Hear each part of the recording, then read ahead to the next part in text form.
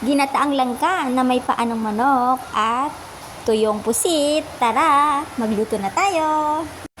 Pag mainit na yung kawali, nilagyan ko na ng mantika at saka ginisa ko na yung luya, bawang at sibuyas. Isutay ko lang sila saglit and then maya-maya, nilagay ko na ang aking red bell pepper and then gisa ulit. After nyan is nilagay ko na ang pinagkuluang paa ng manok. Malambot na siya guys kasi pinakuluan ko na siya. Mix ko lang siya together. Tapos nimplahan ko na siya ng oyster sauce, ginisa mix, paminta powder, at saka hinalo-halo ko na siya.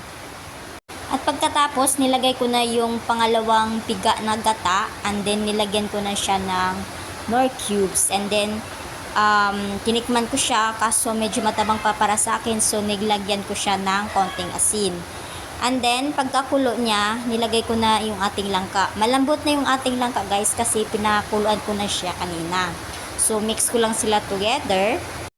After mahalo is takpan ko lang ulit siya at magantay ng ilang minuto hanggang sa kumulo na siya. At pagkatapos saka ko nalagay yung ating pritong tuyong pusit at halo-halo ulit. Ang panghuli kong nilagay is yung pure gata. Ito yung unang piga sa gata guys na nabibili sa palengke. After ko siya mailagay is hinalo ko lang siya konti and then tinakpan hanggang sa kumulo saglit. At saka ito na ang ating ginataang langka na may paa ng manok at tuyong pusit. Thank you for watching. See you soon on my next video.